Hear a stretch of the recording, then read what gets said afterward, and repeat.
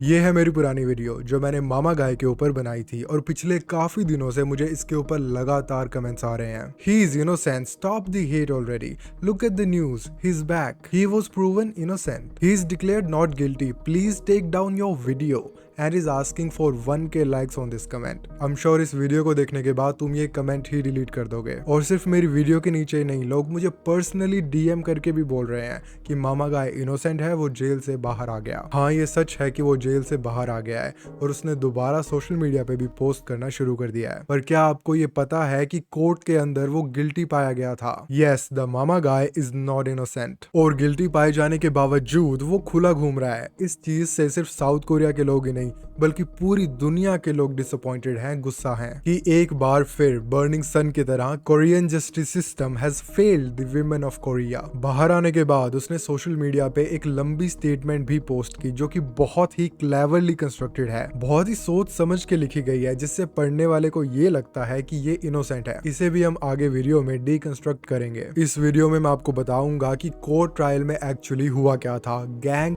के चार्जेस लगने के बावजूद मामा गाय बच कैसे गया और गिल्टी पाए जाने के बावजूद वो खुला कैसे घूम रहा है। और बताऊंगा कोरिया और कोरियन जस्टिस सिस्टम के बारे में, जहां सेक्सुअल असोल्ट को चोरी से भी छोटा क्राइम माना जाता है, लड़कियों को ब्लेम किया जाता है और जो करते हैं उन लड़कों को, उन सेलेब्स को माफ कर दिया जाता है। और फिर आप जैसे कुछ अंधे फैंस बाहें फैलाकर उनका स्वागत करते हैं। तो केस शुरू होने से पहले प्लीज इस चैनल को सब्सक्राइब कर दीजिए। हम 100 के सब्सक्राइबर से बस थोड़ा सा दूर हैं।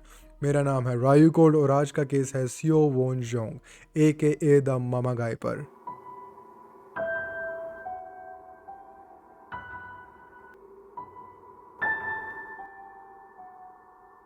ये है सियो वोन जोंग द मामा गाय। 12 दिसंबर 2023 को पुलिस और फायर फाइटर्स ने इसके घर का दरवाजा तोड़कर इसे अरेस्ट किया था क्योंकि इस पर इल्जाम था कि इसने एक दोस्त के साथ मिलकर एक लड़की का गैंग किया है। और 22 जुलाई 2023 के बाद ये सोशल मीडिया से बिल्कुल गायब हो गया था और लगभग 2 साल बाद 3 जुलाई 2025 को इसने दोबारा पोस्ट करना शुरू किया जैसे कि कुछ हुआ ही नहीं। तो 2023 से 2025 के बीच में हुआ क्या था, शुरू से शुरू करते हैं। तो जैसा कि हम सब जानते हैं, सियो वोन जोंग साउथ कोरिया का रहने वाला है और जब वो कॉलेज में था तब उसने सोशल मीडिया पे पोस्ट करना शुरू किया। आई गेस अक्टूबर 2020 में उसने अपनी पहली टिकटॉक वीडियो पोस्ट की थी और बस एक ही साल में उसने 30 मिलियन फॉलोवर्स इकट्ठे कर लिए और सिर्फ 20 साल की उम्र में ही वो एक सेलिब्रिटी बन गया, लिविंग अ लग्जरियस लाइफ। ऐसा हो ही नहीं सकता कि आपने इसकी वीडियोस ना देखी हो जिनमें ये वायरल ट्रेंड्स ट्राई करता और जोर से मामा चिल्लाता, जिसकी वजह से इसे सब द मामा गाय के नाम से जानने लगे। पर 22 जुलाई 2023 को इसने अचानक सोशल मीडिया पे पोस्ट करना बंद कर दिया। यूट्यूब, इंस्टा, टिकटॉक, इसके सारे अकाउंट्स पर खामोशी थी। और दिसंबर 2023 को एक न्यूज चैनल पर खबर आई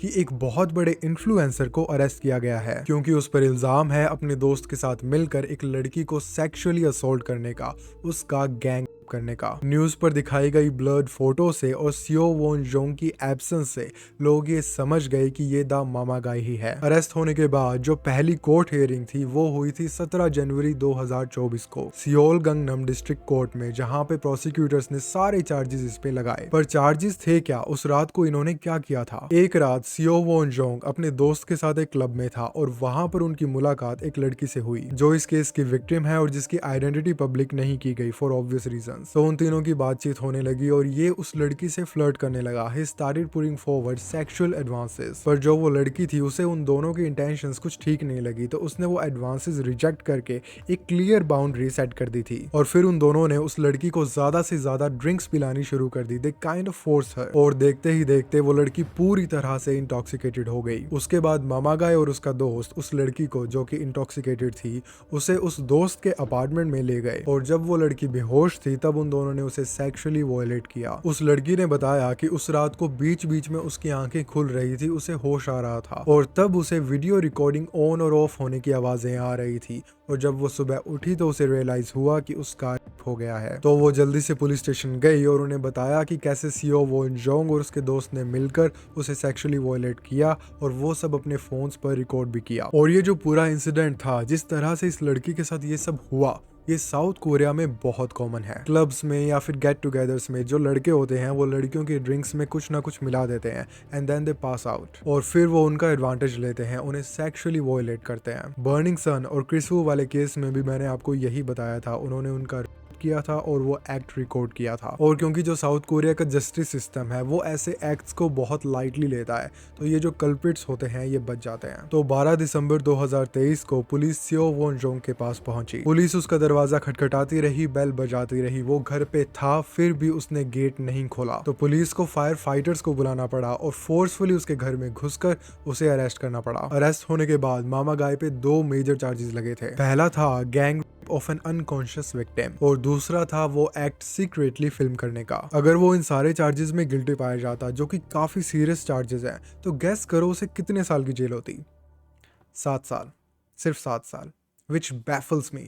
एक लड़की का गैंग करने की और वो एक्ट फिल्म करने की सजा सिर्फ 7 साल, only in south Korea. Anyways, तो इस केस की पहली हियरिंग हुई 17 जनवरी 2024 को। इस कोर्ट हियरिंग में मामा गाय के ऊपर वो दोनों चार्जेस लगे थे जो मैंने ऊपर बताए हैं। प्रोसिक्यूटर्स ने सारे फैक्ट्स प्रोवाइड किए और उस लड़की ने भी बताया कि उस रात को बीच बीच में जब वो उठ रही थी तो उसे रिकॉर्डिंग नॉइसेस सुनाई दे रही थी, और जब वो बेहोश थी तब उसे सेक्सुअली असॉल्ट किया गया था। और जो मामा गाय के लॉयर्स थे, जो डिफेंस था, उनका ये कहना था कि उन तीनों के बीच में जो कुछ भी हुआ था वो कंसेंशुअल था। तो इस वाली हियरिंग में कोई वर्डिक्ट नहीं आया और ये केस आगे बढ़ गया। जैसे जैसे ये केस आगे बढ़ता गया तो जो इलीगल फिल्मिंग वाला चार्जेस था मामा गाय पे, उसे ड्रॉप कर दिया गया, क्योंकि इन्वेस्टिगेशन के दौरान उस पे ज्यादा एविडेंस पुलिस को मिला नहीं। पुलिस ने मामा गाय और उसके दोस्त उन दोनों के फोन्स चेक किए, पर उनके अंदर उन्हें कोई भी वीडियो नहीं मिली। या तो वो वीडियो उन्होंने सेव नहीं की होगी, या फिर बाद में डिलीट कर दी होगी, या फिर बनाई नहीं होगी। और अगर सच में उन्होंने वो वीडियो नहीं बनाई थी, कोई एविडेंस नहीं था, तो उन्होंने पुलिस वालों के लिए गेट क्यों नहीं खोला? क्यों वो अंदर छुपा रहा और उन्हें जबरदस्ती गेट तोड़कर उसे अरेस्ट करना पड़ा? एनीवेज, तो अब आते हैं मार्च 2025 वाली हियरिंग पे, जहां पे सियोल गंगनम डिस्ट्रिक्ट कोर्ट में सियो वोन जोंग और उसका दोस्त गैंग के चार्जेस में गिल्टी पाए जाते हैं। यस, मार्च में ये गैंग के चार्जेस में गिल्टी पाया गया था और उसके लिए इसे सिर्फ 3 साल और 6 महीने का प्रिजन टाइम मिला। And this is nuts to me. एक बेहोश लड़की को सेक्सुअली असॉल्ट करने के लिए सिर्फ 3 साल। It's a disgrace. और ये तो कुछ भी नहीं, मार्च वाली हियरिंग के बाद मामा गाय ने अप्रैल में एक अपील की और उसमें कोर्ट ने उसके ऊपर लगे हुए चार्जेस को डाउनग्रेड कर दिया, गैंग से सीधा अटेम्प्टेड, और मामा गाय का सेंटेंस कम करके सिर्फ 1 साल और 6 महीने का कर दिया गया। कीप इन माइंड कि वो अभी भी गिल्टी है, पर अब अटेम्प्टेड के चार्जेस में। और जो मामा गाय के फैंस हैं उसके कमबैक को सेलिब्रेट कर रहे हैं। मैं उन्हें बता दूं कि इसने उस लड़की को सेक्सुअली असॉल्ट, उस लड़की का करने की कोशिश की थी, ये इनोसेंट नहीं है, और इसके लिए कोर्ट ने इसे सिर्फ 1 साल और 6 महीने का प्रिजन टाइम दिया। तो अब आप पूछोगे कि रायू ब्रो, ये गिल्टी पाया गया, इसे जेल हुई, तो अभी भी ये बाहर कैसे घूम रहा है? वो इसीलिए मेरे दोस्तों, क्योंकि कोर्ट ने इसके 1 साल और 6 महीने के प्रिजन सेंटेंस को भी 2 साल के सस्पेंडेड सेंटेंस में कन्वर्ट कर दिया। सस्पेंडेड सेंटेंस का मतलब होता है कि जितने भी साल का आपको प्रिजन टाइम मिला है, वो टाइम आप जेल के अंदर नहीं रहोगे, बल्कि जेल से बाहर एक नॉर्मल जिंदगी जियोगे। पर अगर इस सस्पेंडेड सेंटेंस के अंदर, मामा गाय के केस में 2 साल, अगर इस टाइम के अंदर आपसे कोई क्राइम हो जाता है, तो कोर्ट आपको 2 साल के लिए जेल में डाल देगी। तो बेसिकली कोर्ट ने मामा गाय से कहा, ओ आपने इस लड़की को सेक्सुअली वॉयलेट करने की कोशिश की, कोई बात नहीं, आप एक नॉर्मल जिंदगी जियो, बाहर घूमो, वीडियोस बनाओ, पर अगले 2 साल में अगर आपने ऐसा कुछ दोबारा किया तो हम आपको जेल में डाल देंगे। It's so disappointing. इतना बड़ा क्राइम करने के बाद भी, गिल्टी पाए जाने के बाद भी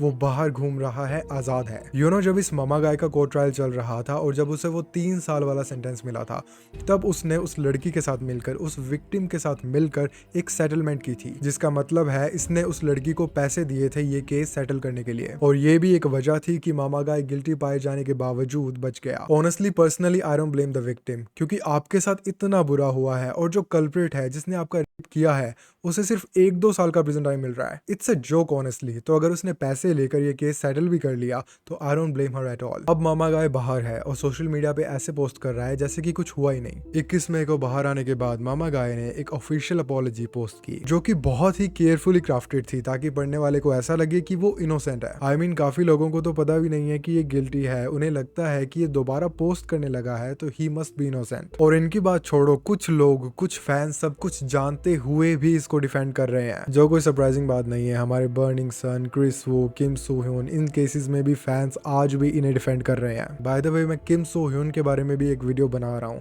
तो अगर आप वो भी देखना चाहते हो तो प्लीज चैनल को सब्सक्राइब कर दो ताकि वीडियो आते ही आपको नोटिफिकेशन आ जाए। अब हम आते हैं मामा गाय की अपॉलॉजी पे। Over the past year I have spent a lot of time looking back on my self and facing the consequences of my actions. इसका highlight facing the consequences of his actions. तो ये जो लोग denial में हैं वो समझो कि अगर इसने कुछ गलत किया होगा तभी ये उसके कॉन्सिक्वेंसेज फेस कर रहा है। Thanks to you I was given many meaningful opportunities, experiences, but I brought everything down with my own hands and let you down. Again highlight, इस सेंटेंस में there is a clear submission of guilt. I carry that regret and consequences every day.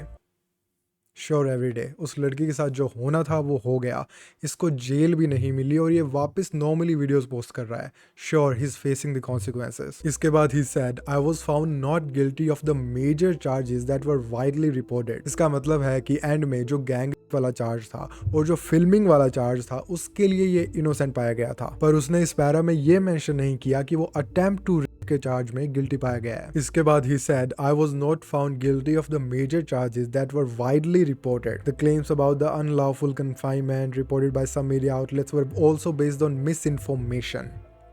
While I did my best to present the facts, not everything was accepted. Like you get it, misinformation वाला part और जो बाकी charges थे जिनमें ये guilty नहीं पाया गया, he has clearly mentioned those. पर जो एक charge था जो main जिसमें ये guilty पाया गया है, इसे उसने बस last में mention किया है और उसे भी ऐसे mention किया है कि while I did my best to present the facts and not everything was accepted by the court and that's it। जिस पे ये गिल्टी पाया गया उस पे बस ये एक लाइन है। ये पूरा पैराग्राफ ऐसे लिखा गया है जैसे कि ये इनोसेंट है, गिल्टी नहीं है, क्योंकि जहां पे ये गिल्टी था उसको भी इसने बहुत क्लेवरली कंस्ट्रक्ट करके मेंशन किया है सिर्फ एक लाइन में, और बाकी पूरा पैराग्राफ इसने उन चीजों पे लिखा है जहां पे ये इनोसेंट पाया गया था, while glazing his audience of course। इसकी इस सो कॉल्ड अपॉलॉजी के नीचे बहुत सारे कमेंट्स थे जो इसे डिफेंड कर रहे थे ये जानते हुए कि ये गिल्टी है। Like this one, I don't know why but I still like him. Seriously, इसके फैंस इसे ऐसे ट्रीट कर रहे हैं जैसे कि ये विक्टिम है। एंड इसे देखो, एक और Britney Spears, mama I am in love with a criminal. It's beyond me कि ये लोग कैसे इन क्रिमिनल्स को डिफेंड करते हैं जस्ट बिकॉज वो उन्हें क्यूट लगते हैं, गुड लुकिंग लगते हैं। मामा गाय के बाहर आने के बाद ट्विटर या फिर एक्स पर कुछ सेन माइंडेड पीपल थे अनलाइक टिकटॉक, जो इस बात से गुस्सा थे, डिसअपॉइंटेड थे कि सेक्सुअल असॉल्ट के बावजूद ये बच गया। कुछ लोग इसका अकाउंट रिपोर्ट करने की बात कर रहे थे तो कुछ लोग विजिलेंटे जस्टिस की, क्योंकि अब साउथ कोरियन गवर्नमेंट वहां की विमेन को प्रोटेक्ट नहीं कर पा रही। और ये सब बस एक्स पे गुस्से में कही गई स्टेटमेंट्स नहीं है, इट्स ट्रू। साउथ कोरिया का जो लीगल सिस्टम है वो बहुत ही ज्यादा लीनियंट है, स्पेशली सेलिब्रिटीज और इन्फ्लुएंसर्स के लिए। अनलेस एक सेक्सुअल असॉल्ट का केस बहुत ज्यादा ब्रूटल है लाइक जंको फुरुता, तब तक ये सेक्सुअल असॉल्ट को सीरियसली लेते ही नहीं है। जो साउथ कोरिया का लीगल सिस्टम है वो इन अक्यूज्ड को रिहेबिलिटेट करने पे ज्यादा फोकस करता है, ना कि उन्हें पनिश करने पे। अटेम्प्टेड जैसे केसेस में यही कोशिश रहती है कि जो दोनों पार्टीज हैं वो सेटलमेंट कर लें और बस सस्पेंडेड सेंटेंस ही दिया जाए। जिसने क्राइम किया है उसे दोबारा सोसाइटी ज्वाइन करने का मौका दिया जाए, और जो वो विक्टिम है जिसके साथ हुआ है उसका कुछ नहीं। इवन इन सेक्सुअल असॉल्ट के केसेस में जो जजेस होते हैं वो इन विक्टिम के, इन लड़कियों के पेन को, इनकी सफरिंग को कंसीडर करने की जगह जो अक्यूज्ड होता है उसकी सोशल एंड रेपुटेशनल डैमेज को कंसीडर करते हैं कि उसकी बदनामी ना हो। इट्स ट्रू, जो जजेस होते हैं वो ये सोचते हैं कि जो लड़का है जिसने ये क्राइम किया है, जिसने किया है, उसकी रेपुटेशन डैमेज हुई है तो वो उसके लिए बहुत बड़ी सजा है, और जो लड़की है उसका ट्रॉमा इग्नोर करते हैं। दिस जेंडर बायस और लड़कों की रेपुटेशन को प्रोटेक्ट करना स्टिल एग्जिस्ट्स। आज भी उनके कल्चर में पब्लिक इमेज ज्यादा मैटर करती है जस्टिस से। और इतना ही नहीं, ये जो इन इन्फ्लुएंसर्स, इन सेलिब्रिटीज के फैंस होते हैं ये भी उन विक्टिम्स को बहुत हैरेस करते हैं, उन्हें पब्लिकली शेम करते हैं। बॉटम लाइन ये है कि जो साउथ कोरिया का लीगल सिस्टम है वो इन सेक्सुअल असॉल्ट के केसेस में अपनी लड़कियों को बचाने में लैग करता है। सेक्सुअल असॉल्ट जैसे केसेस में गिल्टी पाए जाने के बावजूद सिर्फ सस्पेंडेड सेंटेंसेस मिल रहे हैं। It sends a chilling message. Justice is negotiable and your safety is not always the priority. अगर आपको मेरी नरेशन पसंद आई है तो प्लीज़ मुझे इंस्टाग्राम पे फॉलो ज़रूर कर लेना, वीडियो को लाइक एंड शेयर ज़रूर करना, कमेंट सेक्शन में मुझे अपने थॉट्स बताना और चैनल को सब्सक्राइब कर देना। प्लीज़ जल्दी से जल्दी 100 के करवा दीजिए। मैं आपसे मिलता हूँ अगली बार एक नए केस के साथ।